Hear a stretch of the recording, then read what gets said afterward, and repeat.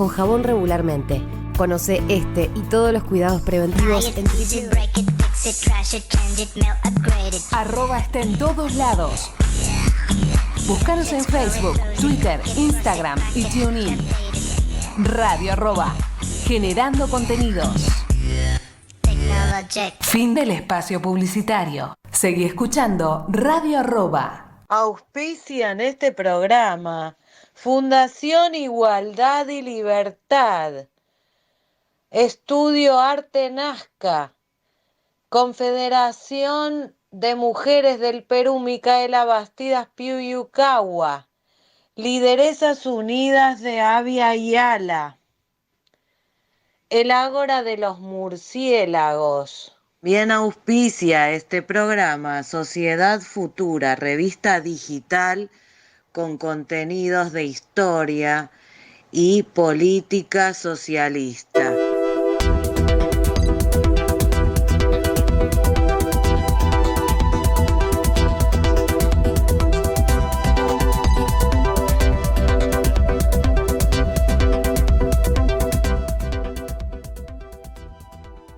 Buenas, ¿cómo estamos? Nuevamente con La Vanguardia Online. Aquí Pablo Álvarez, Verónica Baston y Ricardo Romero, quien les habla por Radio Arroba en la ciudad de Buenos Aires. ¿Cómo andan? Un día que recomenzamos para charlar con el... Bien, para hacer el formato tradicional de La Vanguardia Online. Comenzamos con la política internacional, ¿no? Que es un tema que siempre abordamos cada vez que podemos. Así es. Un triunfo interesante, ¿no? Por primera vez en Honduras gana una mujer, ¿no? Xiomara Castro, y no es solamente eso, ¿no? Porque va con la impronta de recuperar para un espectro de centro-izquierda progresista algo que se había quitado por un artilugio legal hace varios años cuando hacen destituir al presidente Zelaya. Que estaba intentando integrar el bloque en el cual después se va a configurar la gran alianza que va a articular el UNASUR, entre Lula, Chávez, Kirchner, el mismo Fidel Castro, Tabaré Vázquez, Correa, Evo Morales, ¿no? Todo un tándem de líderes que van a marcar la impronta de principios del siglo del milenio, por decirlo así también, hasta gran parte de la década pasada, ¿no? Y justamente lo que marcó Honduras fue esta impronta en la cual los sectores conservadores encontraron un artilugio, no eran ya dictaduras militares las que implantan, ¿no? Así directamente, pero sí mecanismos en los cuales buscan artilugios institucionales para destituir a estos referentes, ¿no? Y no ganando en las urnas, ¿no? Más allá de que por ahí el caso de Macri y el caso de Bolsonaro tienen otras características. Más allá, ¿no? Porque el de Bolsonaro tuvo la proscripción de Lula, ¿no? Eso en un ratito vamos a hablarlo también. Claro. Sí, Xiomara Castro ha logrado en Honduras algunos hitos, ¿sí? Como vos bien dijiste, es la primera mujer presidenta de Honduras, ¿sí? Y es la presidenta con más personas que votaron por ella, ¿sí? E inclusive también es la que ganó en la elección con la más alta tasa de participación en Honduras. Con 1.430.000 votos, ¿sí? De los cuales 1.409.000 votos con el 50.63% para el Partido Libertad y Refundación Libre, ¿sí? Y en segundo lugar, Nasri Asfura, del gobernante Partido Nacional, con el 35.89%. Lo que representa esto que vos decís, ¿no? Como parte de algo que se dio en toda la región y que parecería que no terminó, como creen algunos, o como creían algunos. Tal vez en los diferentes países, en este caso de Centroamérica, se empiezan a dar gobiernos que están en la misma sintonía, progresista, popular, nacionales y populares, de centro izquierda o de izquierda, ¿sí? Que van, digamos, sintonizando, digamos, con su población y con políticas que acercan a la población a la participación y, bueno, abren el juego democrático. Yo creo que esto demuestra claramente, y es muy esperanzador porque demuestra claramente de que no finalizó esto que tanto tardó en conseguirse, ¿no? Eh, que, digamos, por una cuestión histórica se dio en ese periodo una simultaneidad de gobiernos progresistas como algo único.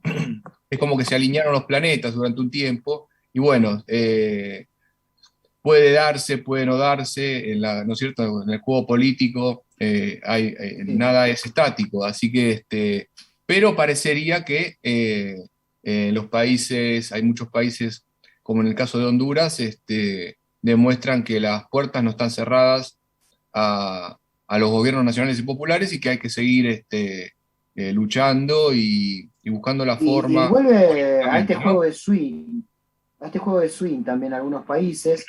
¿A qué me refiero? A que entran en experiencias nuevamente neoliberales o de corte más conservadoras y vuelven a recuperarse gobiernos más progresistas. El caso de Argentina, el caso de Bolivia, que fue una ardua lucha la recuperación, ¿no? Con el mismo intento casi de magnicidio que corrió peligro la vida de Evo Morales, y hay una recuperación muy fuerte en Bolivia del movimiento al socialismo para volver a instalar un nuevo candidato y la victoria, ¿no? Algo parecido se da en Honduras. Acá cabe alertar, perdón, el tema del rol que tiene la OEA, ¿no? Con Almagro, un rol bastante discutible, incluso nefasto en el sentido de pronunciarse en política interna sobre algunos países y no sobre otros, ¿no? Porque no dicen nada del sistema de fraudulento que tuvo Brasil a proscribir a un candidato, no dijo nada de algunos mecanismos fraudulentos en otras elecciones, en otros países, como en Colombia. Sin embargo, es muy duro para criticar mecanismos electorales o procesos electorales en países donde gobiernan la centroizquierda, ¿no? Algo incluso nefasto en el sentido de Almagro viene del Frente Amplio, ¿no? Había participado en la construcción de la candidatura de Tabaré y bueno, termina en este rol bastante complicado, rastrero, del conservadurismo regional. Sí, Sí, sí, yo sí. quiero agregar Quería decir algo, Vero. sí, quiero agregar que como mujer, como creadora de un grupo de mujeres de derechos humanos, es un honor que en Centroamérica empiecen a ganar estos espacios, estos roles importantes de liderazgo, de presidencia, una mujer de la talla como Xiomara Castro y con el valor de impulsar a su propio pueblo, y que bueno, el 27 de enero será la ceremonia de ascenso de esta lideresa que representa a muchas mujeres en nuestra América, y que bueno, y que seguimos trabajando las mujeres para poder ocupar realmente los cargos y no solamente ser solo roles nombrados, sino realmente ejercerlos. Así que bien por Xiomara Castro y agradecida a este espacio que podamos comunicar a nuestra audiencia esta gran victoria de la izquierda, de nuestra patria grande, en manos de una gran lideresa.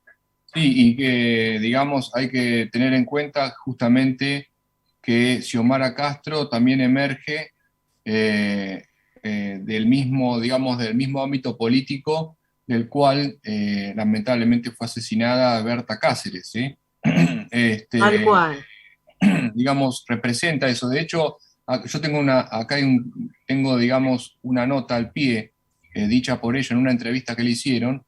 Dice, también hay que destacar la lucha inquebrantable e inclaudicable del pueblo hondureño, porque se dice rápido, pero aquí se han puesto muchos muertos, se puso mucha gente herida, torturada, golpeada, encarcelada, periodistas asesinados. estos 12 años han sido de una dictadura muy dura, una dictadura fraudulenta, porque tiene una cara democrática entre comillas, pero siempre ha apelado a las fuerzas militares para herir al pueblo. Y sí, ha sido muy cruel, ha perseguido a los líderes de la oposición, ha exiliado a mucha gente, han habido asesinatos políticos entre los que se encuentran casos como el de Berta Cáceres, que es sumamente significativo en la lucha de nuestros pueblos indígenas en contra del extractivismo y de todas las batallas eternas de los pueblos originarios que siempre han sido marginados y atacados en Honduras.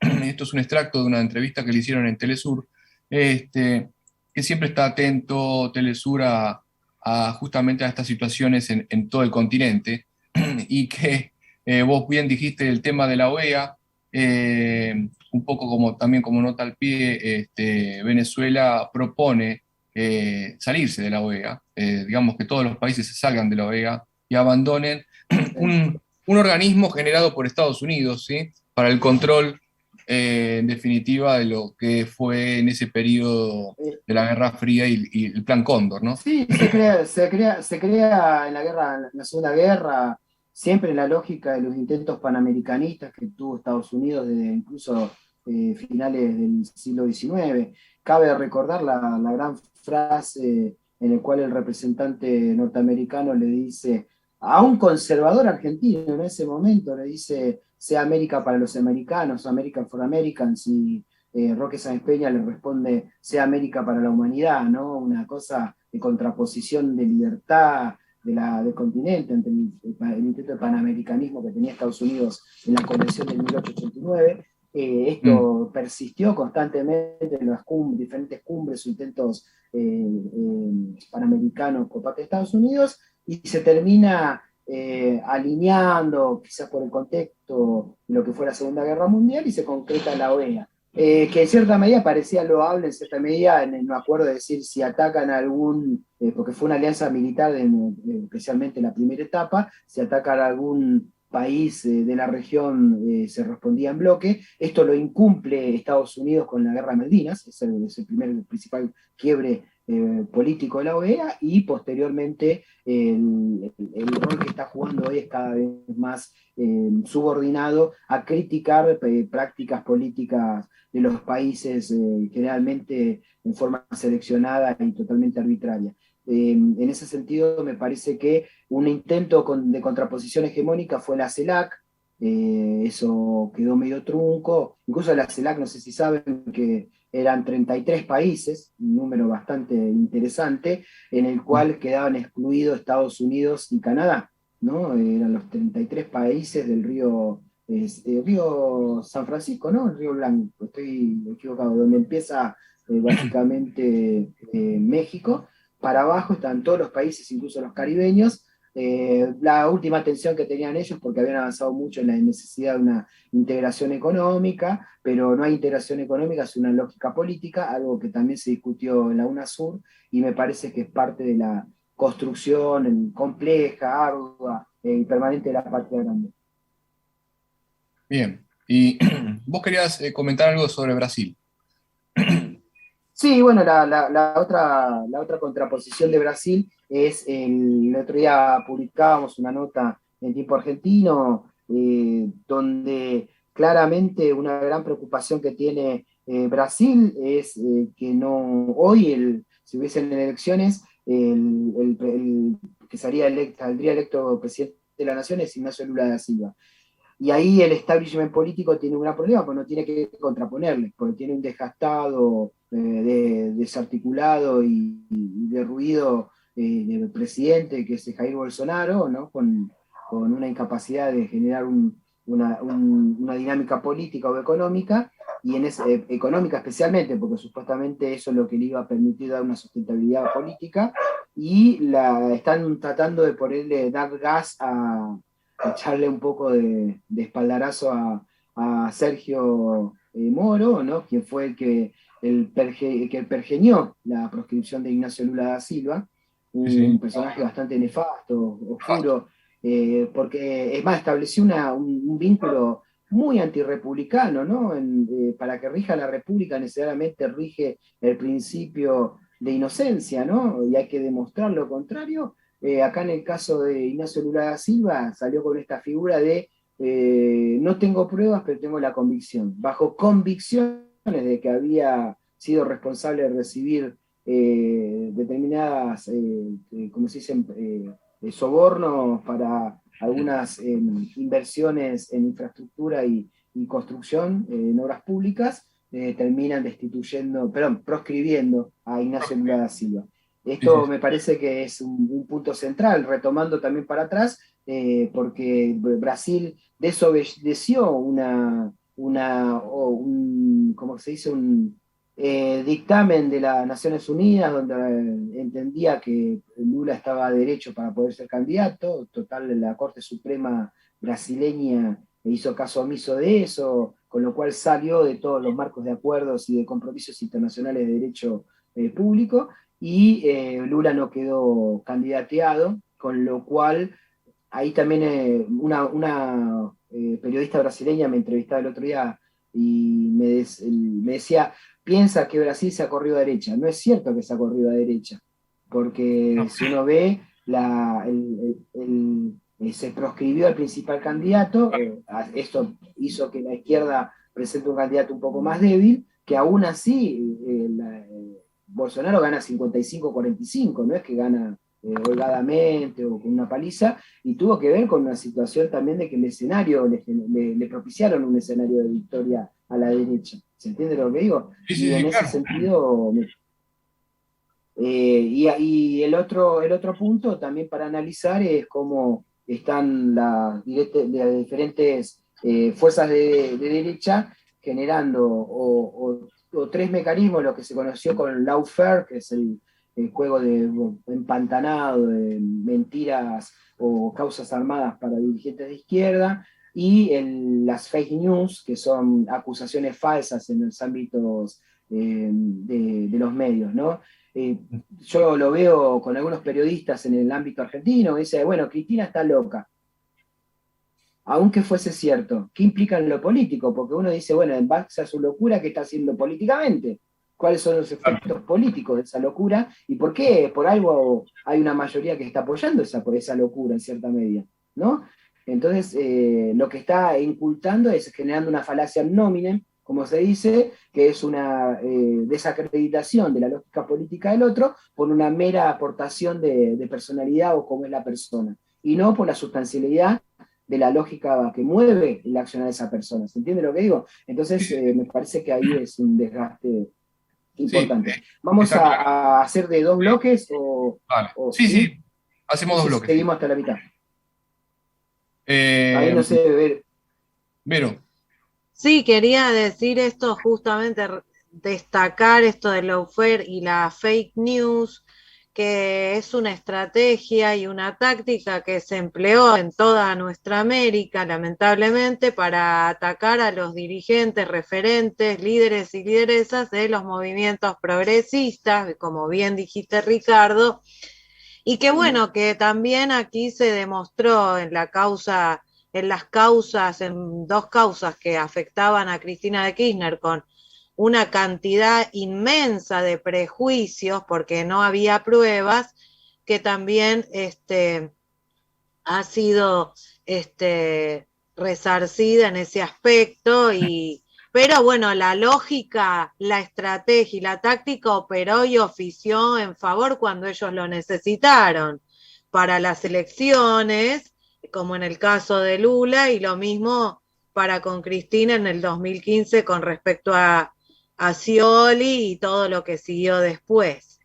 Así que, bueno, vamos, sí, Pablo. Yo creo que se puede evaluar un poquito la figura de Lula, si perdió, como dice Ricardo, si se creía que Brasil se había torcido a la derecha, y si en realidad lo que intentaron, digamos, es proscribir al ganador, ¿no?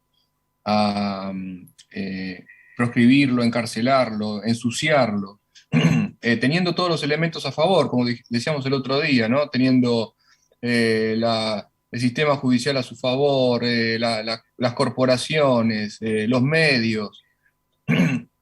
Con todo eso lo sacan de juego, y lo que presentan claramente son personajes corruptos, perdedores, digamos, que no empatizan con la población.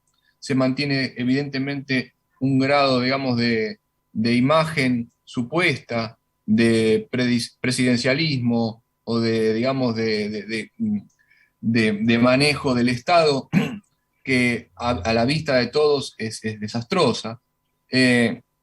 Y ha pasado el tiempo y Lula, que estamos, digamos, estamos en las vísperas, en poco tiempo va a haber elecciones en Brasil, ¿no es cierto, Ricardo?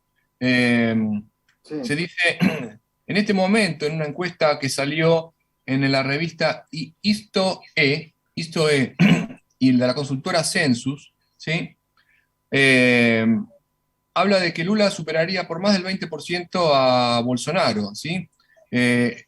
Alrededor del 50,6% de los votos los ganaría Lula en la primera vuelta y en el segundo lugar quedaría con un 28,7%.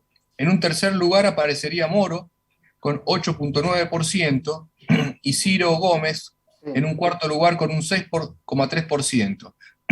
O sea, si bien son encuestas y pueden ser manejadas según el que, digamos, el que se acerca a la encuestadora, ¿no?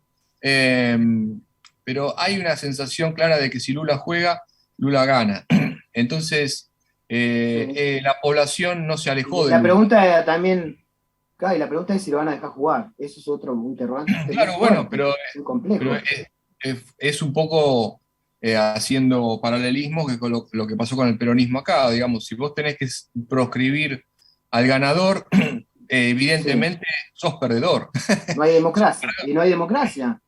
Claro, no hay democracia tampoco. No hay Está democracia. saliendo de esa situación.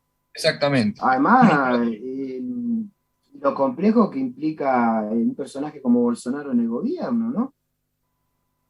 Sí, con lo complejo que es, pero es complejo y es más complejo porque no está en el Estado ni tampoco cree en la democracia, digamos, ocupa un rol, tal vez porque hoy por hoy podríamos decir que en la región, fíjense lo que pasó en Bolivia, digamos, con el golpe de Estado, con un golpe de Estado que no tuvo finalmente fuerza para poder continuar. Evidentemente el sistema político boliviano está fuerte, ¿sí? O por lo menos tiene la capacidad en sus políticos de reconstituir algo que se construyó a partir de este tiempo, como bien vos decías, Ricardo, de estos tiempos progresistas, digamos, de los gobiernos progresistas, han sabido constituir alianzas o han constituido poder sobre todas las cosas como para poder manejar un entramado tan complejo. Así que yo lo veo positivo, lo veo como que son las luchas normales obviamente contra el enemigo que es las derechas, las ultraderechas y especialmente todo lo que es el capitalismo, ¿no? Que no quiere para nada gobiernos que les permitan a las poblaciones desarrollarse, pensar, debatir y en definitiva buscar un modelo de vida diferente al que se está viviendo. Todos estos gobiernos abren cabezas, permiten la discusión democrática y bueno, sí, son fuertes y como son fuertes los tienen que sacar del juego, no, no tienen otro elemento. Antes eran... Hablando, permítame, se me permite una intromisión que quiero decir algo que nos implica como programa y respecto a la censura. Tanto el jueves pasado como hoy, me encargo siempre de replicar nuestros programas en vivo. Sí, ahora después de esto vamos al corte. En todos los grupos afines a la temática, tanto los de Avia Yala como de actualidad y de progresismo y de política y de ciencias sociales. Y como estamos teniendo un gran alcance y una gran aceptación desde esos grupos que nos replican, nos ven, nos escriben, a La Vanguardia Online y La Chispa Mediática, el jueves y hoy a Facebook se le ocurrió ponerme una multa diciéndome que no puedo publicar en los grupos que habitualmente lo hago para que no molestemos. Y la verdad que lo considero una censura de parte de Facebook o Meta. Entonces, quiero dejarlo aquí en vivo, dicho para que se vea que justamente estamos hablando de temáticas que tienen que ver con el avance, con los derechos humanos, con el progresismo, con la política de actualidad, y evidentemente estas redes solo favorecen a la fake news, al lawfare y a los grupos del establishment. Es lamentable, pero bueno, estamos en estos medios y nos pasa esto. Así que ladran Sancho, señal que cabalgamos, ¿no? Diría Cervantes en boca del Quijote. Vamos al corte. Vamos al corte. Agrupaciones que patrocinan a la vanguardia online. Lideresas Unidas de Abya Yala, agrupación de mujeres líderes de toda América Latina, de arte, derechos humanos y culturas. Confederación de Mujeres del Perú, Micaela Bastidas Piuyucagua, Organización Social de Mujeres de Feminismo Comunitario del Perú.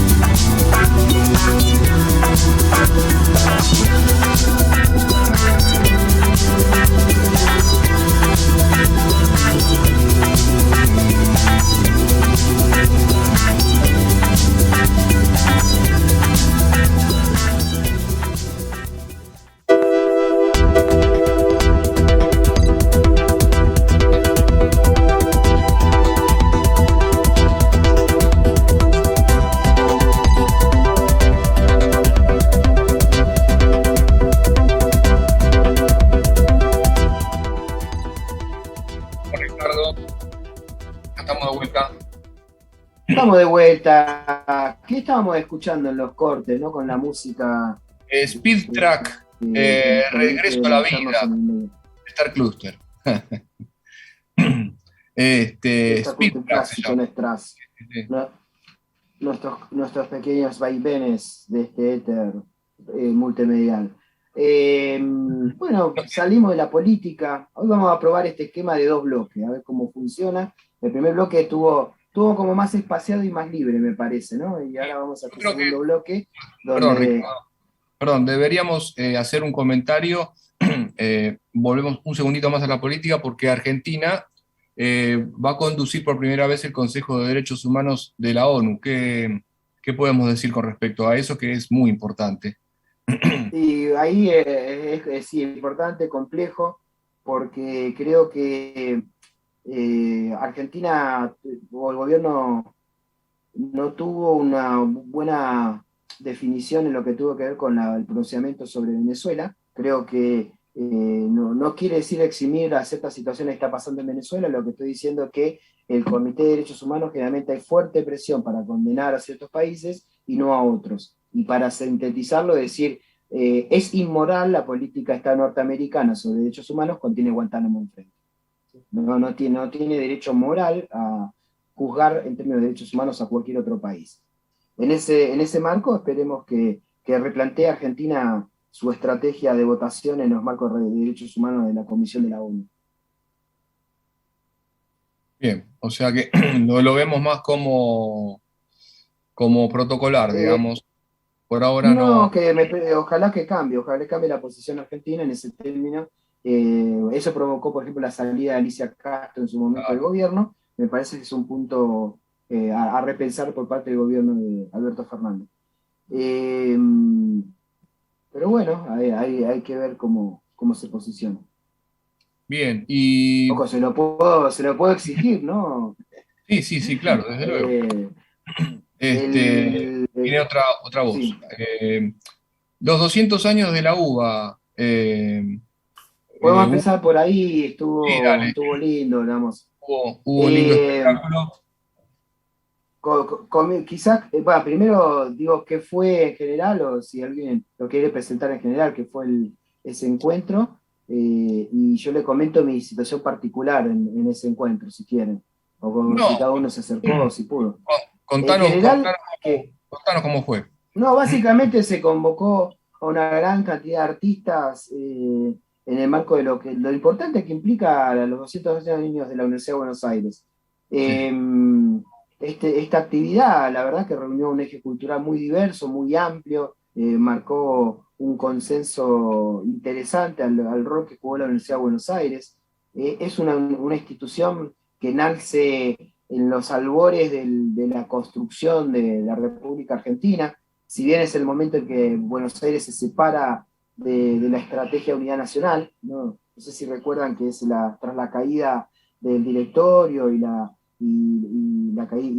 derrota de Rondó y la configuración de las autonomías provinciales, Buenos Aires tiene que constituirse como provincia, ya no fracasa todos los intentos de tener un gobierno unitario, un gobierno justamente en la discusión y disputa que tenían unitarios y federales, y la Universidad de Buenos Aires irrumpe como una de las tantas cosas que lleva adelante e impulsa siempre por detrás Rivadavia hasta que llega a la presidencia en 1826, pero siempre tratando de que Buenos Aires sea como el epicentro de la modernidad o la expansión del capitalismo moderno de la época, y entre ellas la Universidad de Buenos Aires. Que cualquier clase dominante o establishment que quiera construir hacia adelante tiene que tener cuadros administrativos, construcción de visiones estratégicas del pensamiento, y obviamente que en ese momento la Universidad de Córdoba atrasaba, ¿no? Y atrasó hasta 1918. No sé si recuerdan, ¿no?, lo que implicó el atraso ideológico de una universidad que se creó en 1613, si mal no recuerdo, o 36, si mal no recuerdo, en el cual tenía toda la impronta feudal, atrasada en términos, no se veía Darwin, no se veía nada. Y bueno, la Universidad de Buenos Aires no, al revés, es toda la impronta liberal, progresista, moderna, que se va a empezar a impartir desde sus principios, y va a tener un esplendor muy fuerte, más que nada en 1958, ¿no?, que fue la erupción de Udeva, y esta tensión que tuvo, me sale Riciere Frondizi, ¿no?, uno de los hermanos Frondizi, con el tema de la discusión contra el hermano sobre la laica o libre, y posteriormente siempre la Universidad de Buenos Aires ha dado, de hecho, presidentes de la República, pero a la vez 5 premios Nobel, una gran trayectoria, nos formó a nosotros, los que hemos salido graduados de ahí, y creo que merece ese festejo tan épico, ¿no?, como fue este concierto del sábado a nivel cultural. Y bueno, en lo personal estuve ahí. mucha gente, mucha. Por mi edad no me daba para seguir esperando parado, escuchar ahí por una cosa, pero paradojas de la vida, íbamos caminando por detrás de la Biblioteca Nacional y nosotros habíamos estado a 100 metros del escenario más o menos, pero cuando nos fuimos no se escuchaba muy bien ahí y casi 500 metros en una explanada que está cerca de la, ¿cómo que se llama? La Biblioteca Nacional, se escuchaba perfecto. No había nadie, el sonido y el aire y el viento me trajo la música de ese concierto y lo disfruté acompañado con una gran persona ahí en esa explanada y bueno, estuvimos escuchándolo. No sé ustedes si llegaron ahí. No pudimos estar, estuvimos con cuestiones familiares el sábado, pero bueno, Sí. digamos, la cantidad de músicos que hubo, 150.000 personas hubo, fue tremendo, digamos, hacía rato que no había un evento masivo, gratuito, con una convocatoria tan importante, ¿no?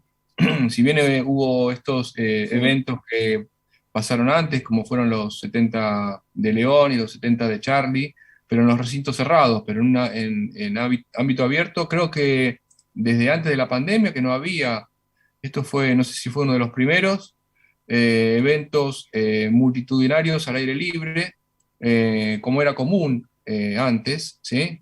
Hemos sido partícipes todos, ¿no? De los conciertos al aire libre. Y bueno, lo interesante es al grupo de músicos que juntó, hubo mucho homenaje, por ejemplo, a Astor Piazzolla, eh, eh, con el nieto de Astor ¿cómo se llama? Su conjunto Escalandrum, ¿sí? El cual presentó, creo que es su álbum que se llama Preludio para el año 3001. Después estuvieron haciendo homenajes, por ejemplo, a Serú Girán con Pedro Aznar y creo que después David Lebón con una orquesta sinfónica, o una versión sinfónica, mejor dicho, cantaron Seminare. Estuvo también Lisandro Astimunio y Baglietto y Juan Carlos Baglietto, que unieron sus voces para una versión de Seguir viviendo sin tu amor. Después versiones de Mercedes Sosa, cantadas por Kevin Johansen, La balada del diablo y la muerte en Femigangsta, también Razón de vivir con las voces de Víctor Heredia, Jairo y Carolina del Carmen y Peleretti, Andar conmigo de Coti Sorokin y Marcela Morelo. Bueno, hubo mucho, ¿no? Hubo mucho, la verdad que eso demuestra que, bueno, tal vez en este periodo se puedan replicar este tipo de conciertos y que son bienvenidos para el público argentino que necesita de sus cantautores, de sus trovadores, un poco también para ubicar la situación en la cual necesita, ¿no? Digamos, en la vida diaria sin tanta, digamos, tanta virtualidad, que es lo que de alguna manera intentaremos todos como ir saliendo, aunque la virtualidad quedó y quedará como método laboral, pero en el ámbito de lo que son los conciertos de música, yo creo que el vivo y el estar, digamos, en el espectáculo es irreemplazable, ¿no? No sé qué opina Vero.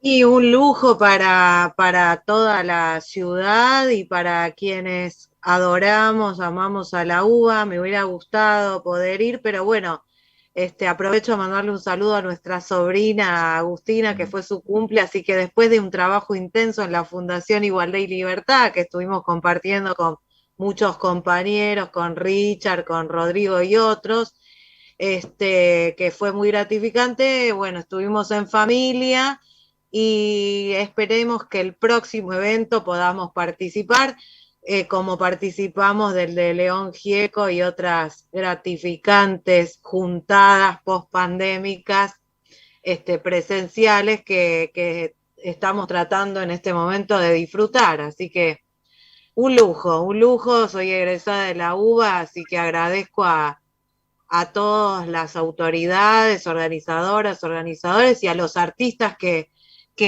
estuvieron allí. Así Muy es. bien. Otra cosa que Y podemos hablar culturalmente, no sé si sí. queremos seguir por ese tema o queremos saltar a otro tema. No, me parece que lo abordamos bastante bien. O sea, ojalá, vamos por unos 100 años más y que la UBA nos trascenderá. Ojalá que, quiero que Lautaro, como estudia ahí, y bueno, ojalá que siga proveyendo.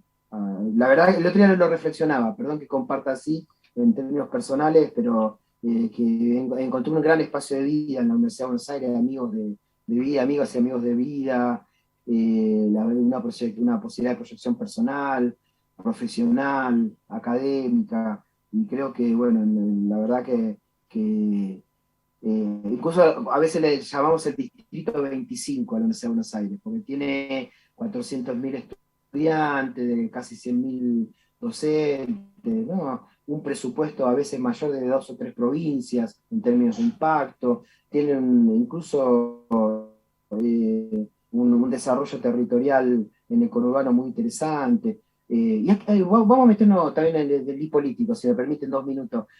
Cabe recordar que el PRO primero, en su momento, quisieron crear la Universidad Porteña, una cosa así, tratando de contraponer a la Universidad de Buenos Aires de escala nacional, ¿no? Y lograron armaron este engendro de la Universidad Pedagógica o algo así, que se cerraron a todos los institutos terciarios de profesores. Pero bueno, no, porque no se banca la autonomía, la extensión universitaria y la forma democrática y participativa que tiene la Universidad de Buenos Aires y la pluralidad que tiene la Universidad de Buenos Aires. Claro, ¿No? exacto. Sí. Entonces me parece también para remarcarlo que hay ahí una puja sobre el tema y el perfil de universidad que se quiere. Así que con eso más o menos podemos cerrar si quieren. Sí, sí, yo soy diseñador de imagen y sonido de la UBA, de la Facultad de Arquitectura, Diseño y Urbanismo, y debo decir, digamos, que mi experiencia en la Universidad de Buenos Aires pasó por diferentes periodos y me reconozco a mí, de alguna manera yo provengo más de una familia ya de artistas, entonces lo que encontré en la Universidad de Buenos Aires es un espejo tal vez sobre lo que quería hacer, me lo definió, eh, dado que no es que yo iba en la búsqueda de algo, sino que iba a reafirmar algo de alguna manera, y digamos, me encontré con un deseo puro, digamos, de los compañeros, de poder hacer, de poder imaginar, crear. eh, y obviamente el atravesamiento del sistema político pone verdaderamente con los pies en la tierra a las personas que vienen de diferentes lugares. Yo, en el momento que cursé, eh, mm, debo decir que la carrera de diseño de imagen y sonido estaba como en especie de eclosión, digamos, fue una carrera casi de moda. Paradójicamente, en ese momento, todo lo que tenía que ver con las industrias culturales estaban bastante paralizadas y, y de alguna manera los deseos de los diferentes alumnos y los profesores que emigraron a otras universidades, muchos emigraron a Cuba, a la escuela de San Antonio de los Baños, montajistas, gente, digamos, que había tenido gran peso y que lamentablemente fueron atravesadas por un periodo en donde los diferentes directores de la carrera de imagen y sonido hicieron que se fueran los profesores, ¿no? Pero inevitablemente en ese momento lo que yo notaba era una población digamos, que pertenecía a todos los espacios, especialmente a las clases más bajas económicamente, y lamentablemente los años posteriores, por lo menos en arquitectura, me encontré con que no había si bien el acceso sigue siendo libre por los diferentes problemas económicos del país, la población se modificó, no tanto en las carreras de imagen y sonido o de diseño, están esa, digamos, esa población más popular, y han aparecido estudiantes que antes iban a las escuelas, a las universidades privadas y que terminaron eligiendo finalmente las universidades, la UBA, la universidad pública, como salida o como lugar de estudio. Quiero decir esto porque de alguna manera es un ámbito socialmente y políticamente tan importante que va de la mano con los cambios sociales y culturales, y que, bueno, yo doy testimonio, digamos, de lo que he visto en función de casi 2 épocas en las cuales he estado, porque la carrera la he hecho de manera intermitente hasta que, digamos, se finalizó. Pero eso es lo que puedo yo contar. Obviamente 1000 cosas puedo contar, y esto lo puedo hilvanar un poquito con el Festival de Mar del Plata, sí, pero... Sí, un permiso, entre paréntesis, quiero saludar a nuestra audiencia, entre ellos están nuestro community manager David Español y su esposa, la flamante abogada y defensora de los derechos humanos de las familias, de niños, niñas y adolescentes, también de Lideresas Unidas, Natalia Méndez Ferreira, a quien le mando un gran saludo, que al comentario de la censura que hemos tenido, recién nos pone, ese es el poder del imperio, Verónica, por eso no nos van a ir limitando, censura total para no abrir mentes críticas y que el capitalismo no termine de caer, que esto sucederá por lo que dicen las leyes del desarrollo social. Totalmente de acuerdo, Natalia. Bueno, pasamos al Festival de Cine de Mar del Plata, que también ha sido un gran lujo, un gran evento, y felicito a las autoridades, a Tristán Bauer, a Luis Puenzo y a vos, Pablo, que estuviste ahí presente honrando a La Vanguardia Online. Sí, esperemos el año que viene, esto como puntapié inicial, cubrir entre todos los diferentes festivales de arte, digamos, de cine, de teatro, de danza, de literatura, que va a haber en la Argentina, dado que la Argentina siempre fue un país muy, digamos, muy proveedor de cultura, y la pandemia lo ha puesto un poco en stand-by, pero la sensación y la necesidad es de arrancar nuevamente, y el Festival de Cine de Mar del Plata, todos los organizadores remarcaban el esfuerzo que han hecho para retomar de alguna manera un festival tan importante, en una ciudad tan importante, con tantos problemas económicos y sociales.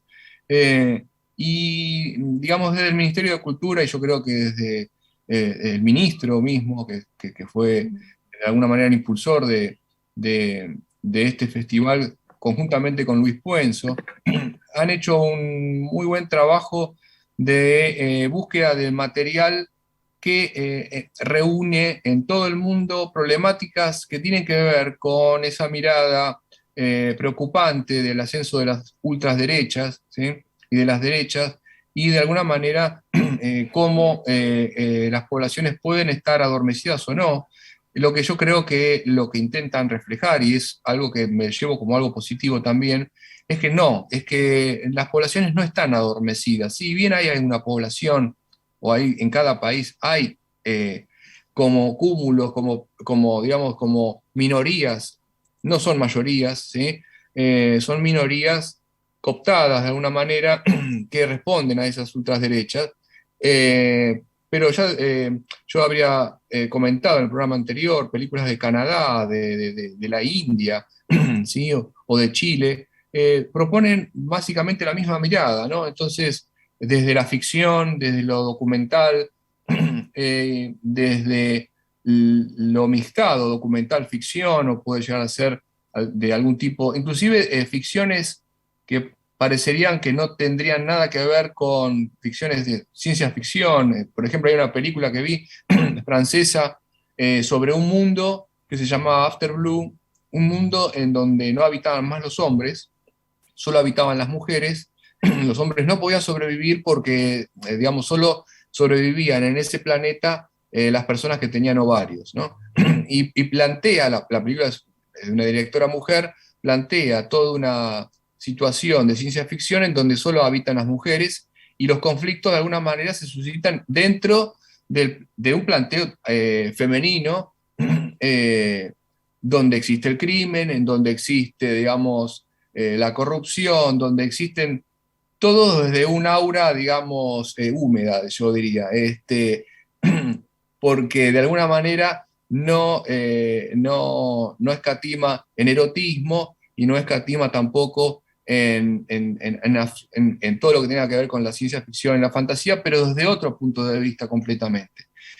Yo creo que los mensajes sutiles de esa obra tienen que ver con la criminalidad, con la pérdida, digamos, de la posibilidad, digamos, en una sociedad totalmente diferente, por una cuestión, digamos, que tuvieron que emigrar del planeta Tierra por la destrucción total del planeta Tierra, está haciendo como un contraste justamente de las preocupaciones que tiene como sociedad, en este caso, parte de la sociedad francesa. No sé si, digamos, es un punto de vista general, pero sí, en lo más liviano encuentro similitudes con los documentales más pesados, ¿no? Que tienen que ver con lo que sucedió en Chile con los presos que fueron carbonizados por un incendio, pero que no fueron rescatados y que el sistema carcelario decidió que se prendan fuego. Entonces, van de esos extremos el festival sin medias tintas. Entonces, estuvo muy bien, tal vez, y estuvieron llenos los cines, eso también es muy importante, hubo mucha gente, no es que, digamos, nos encontrábamos solos los cinéfilos, sino que había gente común, las entradas y los cines estaban generalmente llenos, las funciones estaban completas, así que yo considero que fue un buen festival y que necesita mayor difusión y mayor trabajo de difusión, que evidentemente es lo que le está faltando, a mi entender, a este gobierno, que es el sistema de difusión, comunicación, Bueno. que lleguen, digamos, los elementos, ¿no? Ahí está Rodrigo Borges para el cierre. Perdón, Nelly Méndez era la del comentario de Lideresas Unidas. Gracias, Natalia, por recordar. Abrazos. Hola, Rodri. Danos tu panorama en el cierre. Recién nos pone, ese es el poder del imperio, Verónica, por eso no nos van a disciplinar. ¿Estás ahí? Me escucho yo. Lo que pasa es que había un audio de fondo, no sé qué era. Sí. Pero sí. No pasa nada. Yo como soy docente de adultos de noche, ahora están los cierres de notas y hoy me agarró colapso. Sí. No. Bueno, nos vamos despidiendo. Pero bueno. Nos vamos despidiendo. Un gran abrazo en este 14 programa. El lunes que viene tengo un problema, tengo un examen y una mesa y no voy a poder estar. Vamos a ver cómo reorganizamos, pero seguramente ustedes van a poder desarrollar el programa con una alta calidad, ¿no? Vemos si lo grabamos antes en todo caso. Pero bueno, va a estar La Vanguardia Online. Se despide Ricardo Romero. No, me despido yo también. Nos vemos hasta la próxima. Chau. Vero.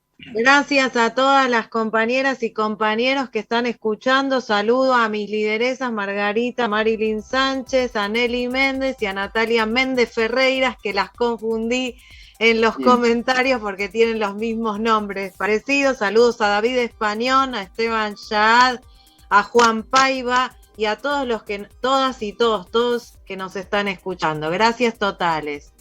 Saludos a toda la gente. Rodrigo Borges. Muy bien, hasta la próxima.